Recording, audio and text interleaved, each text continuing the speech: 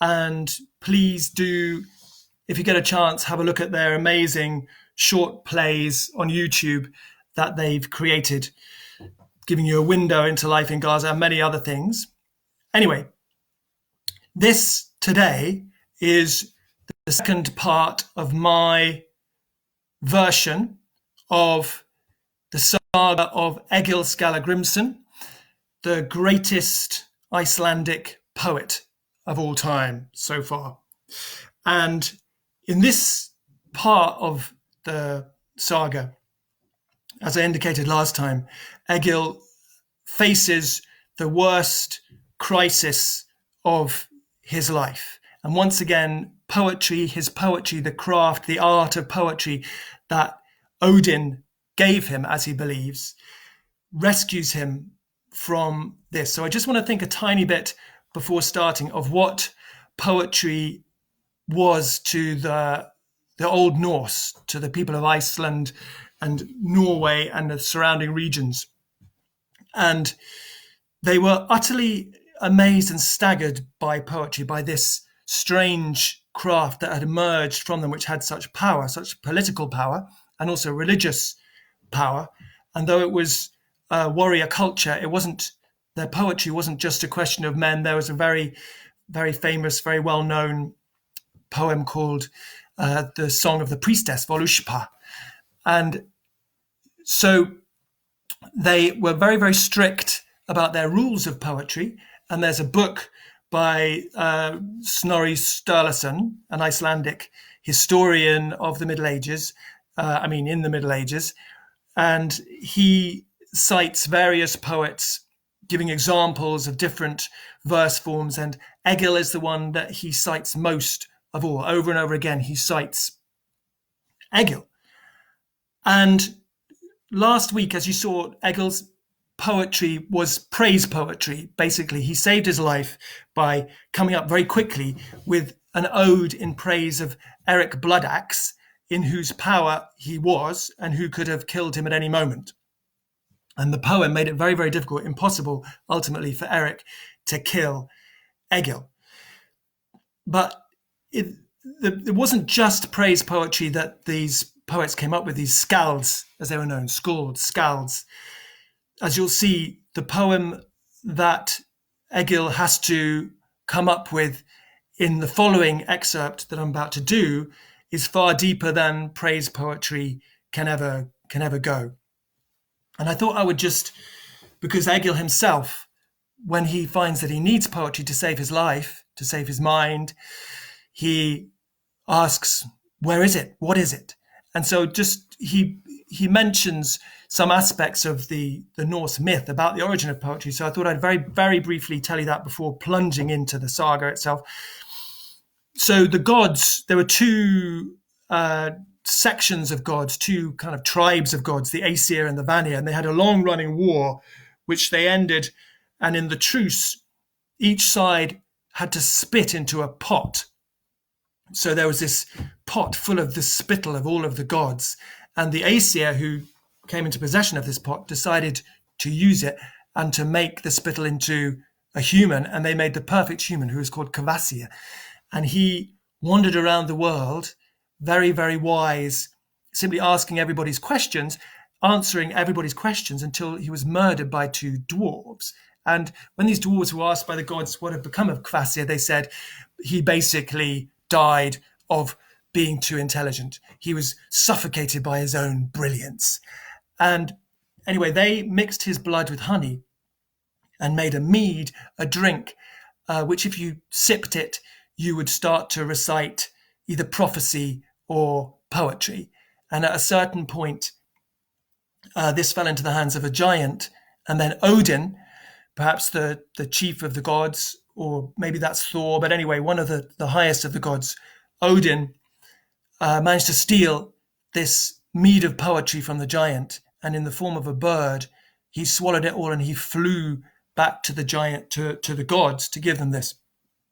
And as he flew over where the gods were, they set out hundreds of pots for him to vomit up this mead into, because he was being chased by this giant, also in the form of a bird.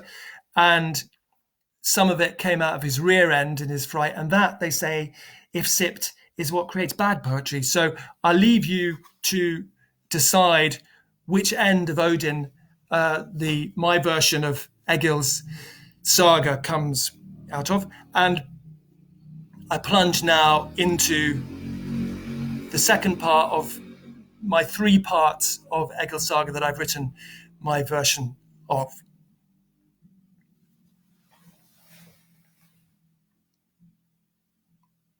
Egil was indestructible. Once, in a forest, on a hill, threatened with ambush just in case, he lashed a slab with flaxen lace onto his front, a big, thick rock, and Menhir stepped in that thick frock, hard-edged, into the hornet's nest, scattering arrows off his chest and handing round a heap of gashes as the blades banged out brilliant flashes in the tree shadows. Further on, ambushed again, he climbed the crown of the black hill and flung his thick breastplate and other rocks in quick succession on the snapping twigs of his pursuers' arms and legs.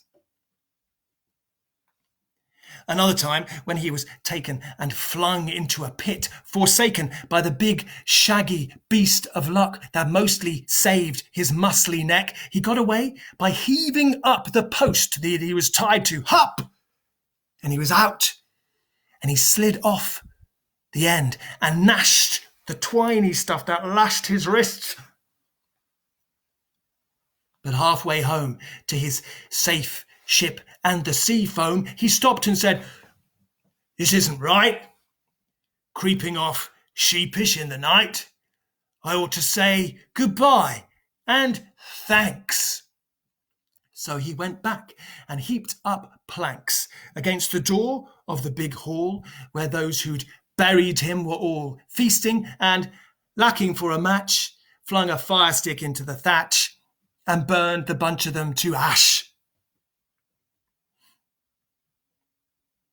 So that was Egil, brown bear brash, not known for his respect for kings, wolves, trolls, storms, blood bespatterings in single combat with berserkers who bite their shields and how skilled workers at the wound trade. So that was Egil, who would have duelled with the devil happily, who, though elfish clever, made no allowance whatsoever when making plans for reefs or curses or any of the veiled reverses that can bring down a man from giant to drowning insect in an instant.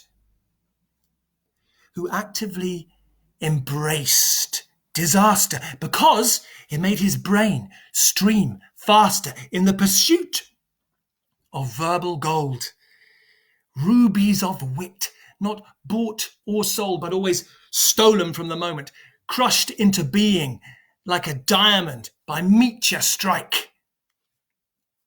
This combination of poetry and force his nation admired so much left fate, in fact, without a plan.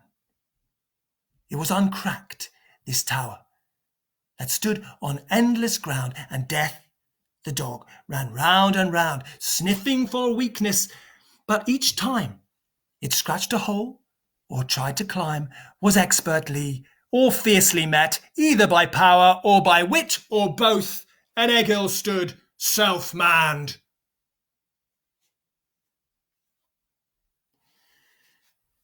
So what could be the way to land this fast swordfish?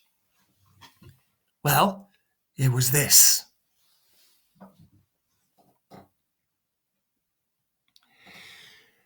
Egil had captured with a kiss his brother's widow.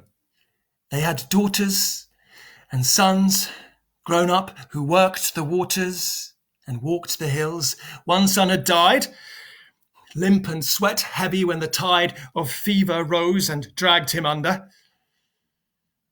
They had a daughter, loud as thunder, Thorgerd.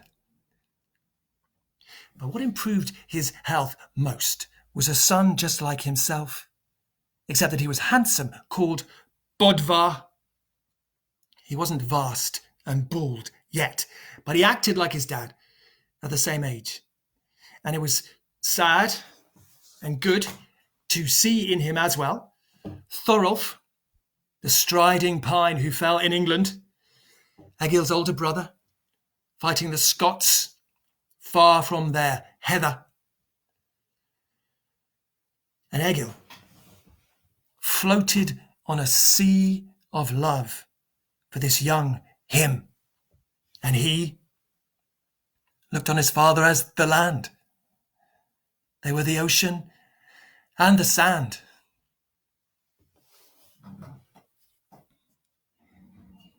Now, Egil bought a nifty load of timber at a fair. No road led to that place except for water. It was an island where a freighter had moored, and so he sent an 8-oared flit boat to fetch it, with the great lord-to-be, his son, in charge. High tide was after sunset, so they sighed and waited and embarked by starlight. But the tide got into a bar fight with the pissed wind, a loud sou'westerly, and they contested most aggressively, as often happens in the fiord, and the broil banged the boat to leeward, and it flipped over, and all hands went down. On Einarsness, bright sands, Bodvar was washed up.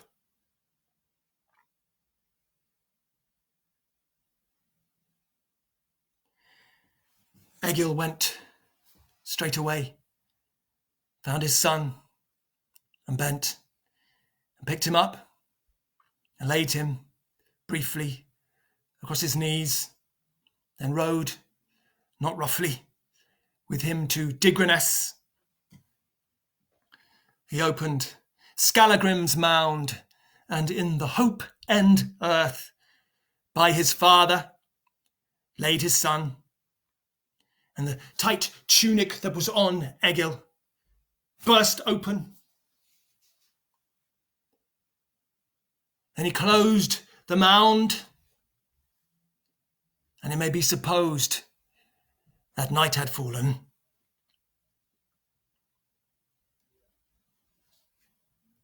Egil rode back to his house at Borg. He strode to his bedroom and shut the door, lay down and then lay down some more. All the next day, no drink, no food, and no one dared to say a word.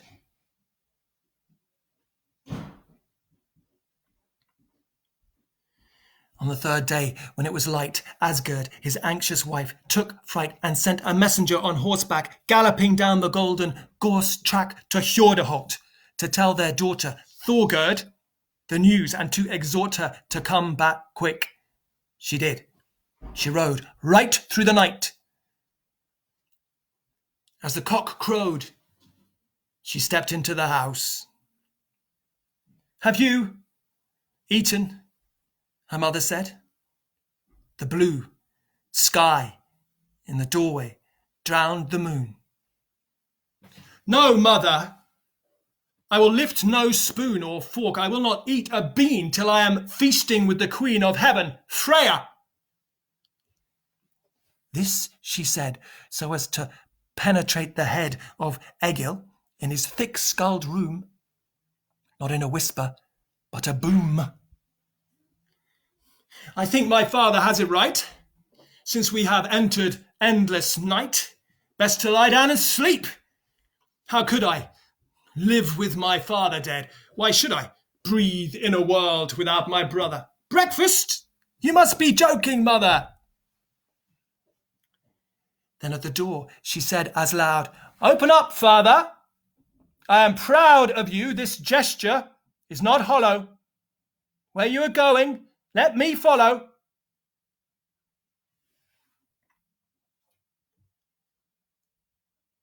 Egil unlocked the door. She stepped in, and as lief as autumn leapt onto another bed by his.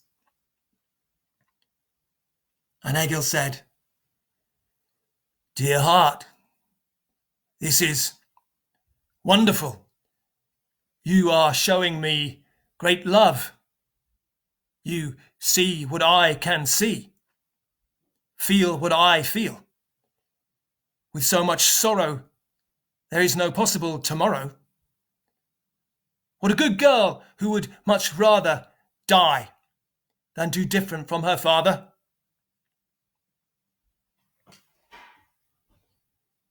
Then they were silent, and the room was a huge stomach stuffed with gloom and nothing else, and it grew vaster and emptier, emptied even faster than it expanded. But a rhythm seemed to be in the bedroom with them. Butterfly soft, and like the shift of sand beneath wet feet that lift and tread, the sound of someone chewing. Light of my heart, what are you doing? Said Egil. Eating seaweed, said Thorgerd. It helps you to be dead. Quicker, they say, or else the wait for death, the snail, might start to grate the nerves. Is it a poison kind? Said Egil. Yes, it blows your mind, said Thorgerd. Then you fade away, faster than stars into the day. Would you like some? Well, I could fit a fraction for the sake of it. He chewed.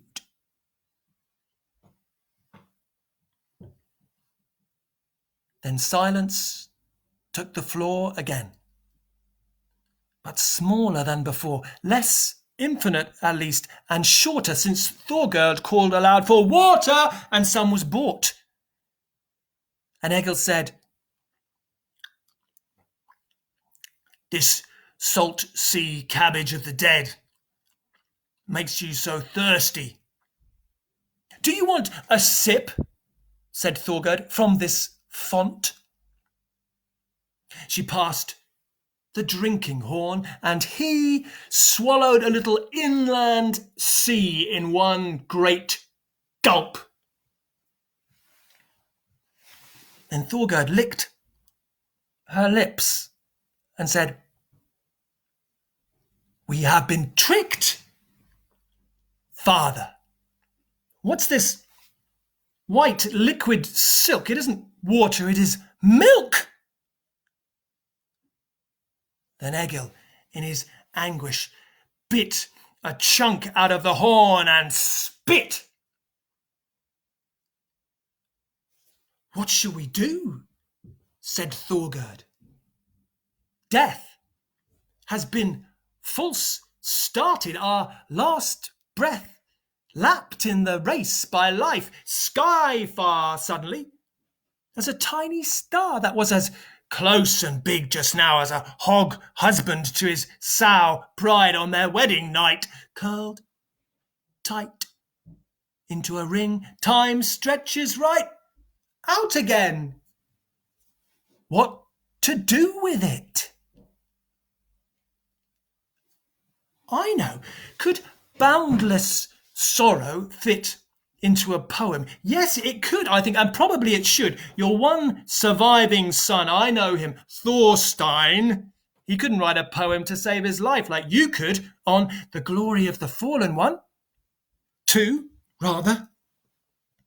It would be a crime if there was nothing down in rhyme for them to be remembered by, only the speechless seagull's cry. And you and I will not be here to tell our memories, no fear. When the half-week this milk has won is over, and the poem son is born and scratched into a stick in runes, we two will vanish quick over the western edge, all right? Egil said, well, It will be quite difficult, such a poem cry. It might not work, but I will try. And so, instead of dying, he composed this piece of poetry.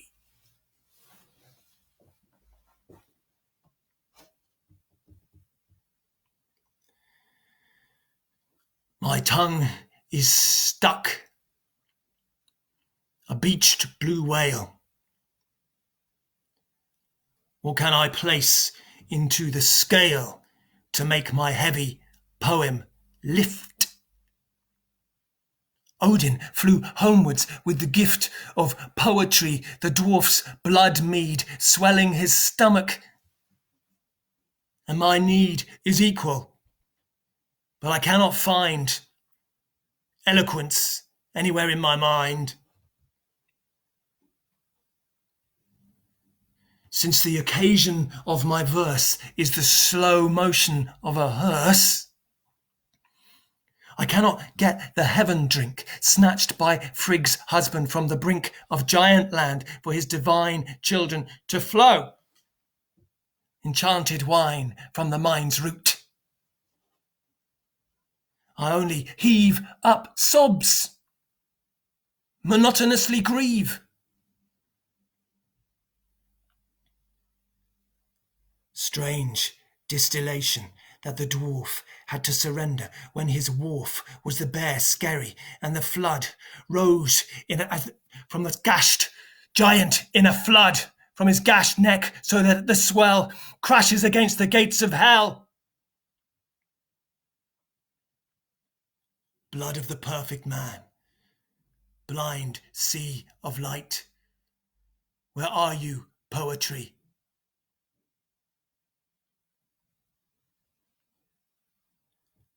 I am all pushed out to the edge, like a man trembling on a ledge, or like the forest's fringe of trees that the storm pulls apart with ease.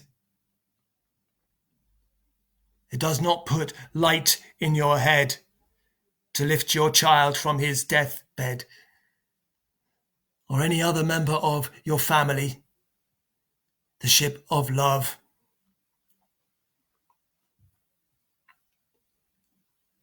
Yet I must walk into the wood, where they are to be found, the sad deaths of my parents.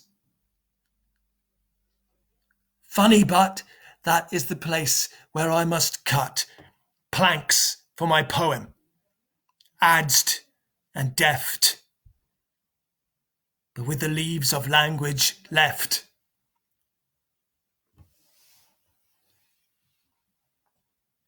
Into our line, the old sea wall, the waves have swung their wrecking ball, and even as I speak they run in through the breach that was my son, whom the sea stabbed. The goddess of the deep has given me a shove, ripped off my cloak of love, and severed the tough heartstrings that kept me tethered. If I could hit him with my hewer, I would hack down the old storm brewer, green sea god. Hammer of the shore. Big winds, big brother, boot that whore off the seabed, his wife. But as everyone knows, an old man has few friends. I am too weak to win my case. Bring the ship strangler in. The sea has robbed a lot from me. The hedge gaps of my family are a harsh sound ripped out of me since our shield bearer suddenly fell back along the gods' bright road. I know. It is my overload that he was growing up to be significant. A shining tree of shields who could have held his head high in Valhalla with the war dead. He always valued my opinion more than the rest, although 10 million hail stormed against. He was my buttress, he was my strongest, safest fortress. Often my brother, by his absence, makes my head chaos like the conscience of a moon bear, a howling giant whose mind is wind. How childish reliant. In the war zone, I gaze around me, wondering why he has not found me, and whether there is any other warrior who will be my brother. I need him often, since I often stare into eyes, not quick to soften.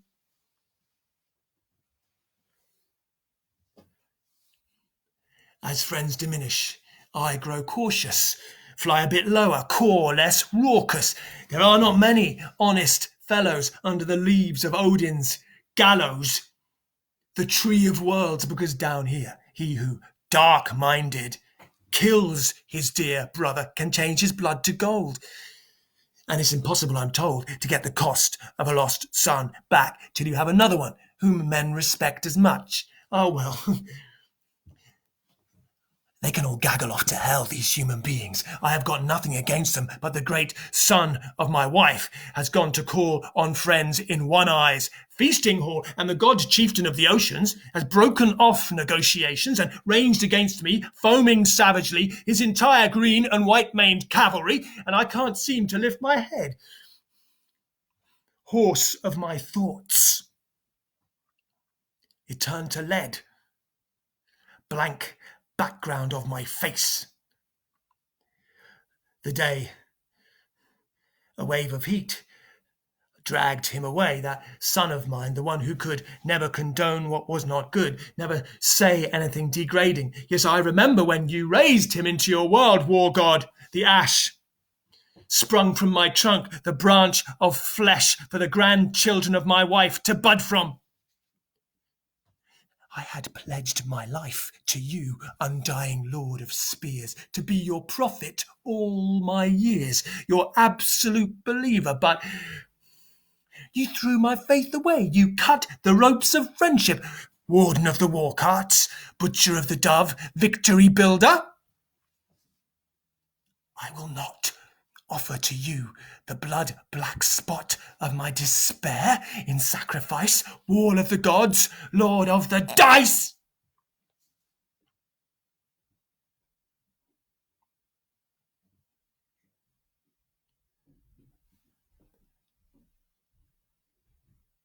Though you have often helped me too, reached down a hand out of the blue. Friend of intelligence, to mend my shipwrecks, you have been my friend.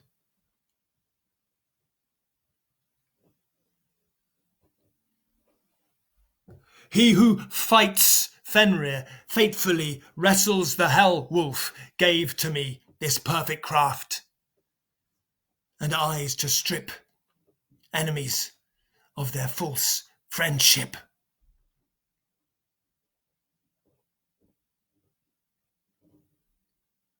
And now the way ahead is hard.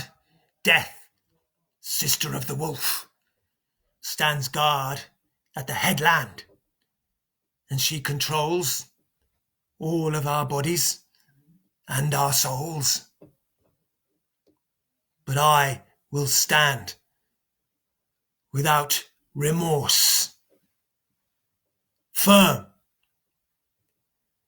till she comes for me in force.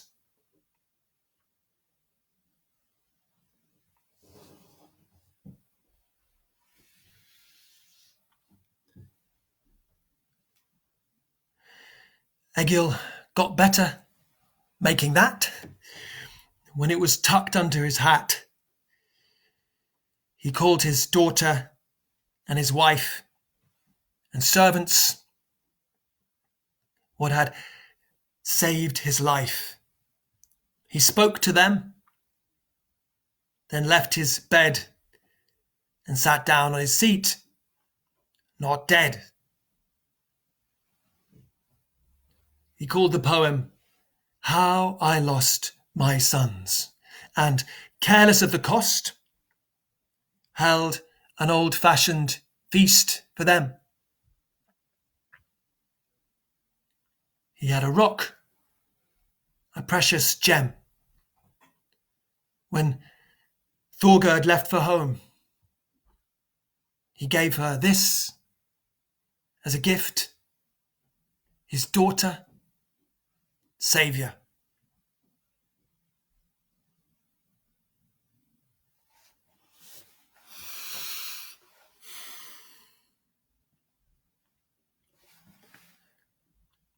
Thank you very much. Well, next Saturday, 6 o'clock, will be the last part of my version of Egil's saga, but I'll continue doing poetry performances of various kinds after that. But next week, you'll see Egil's grand finale and his towering, thunderous exit from the world. Thank you very much.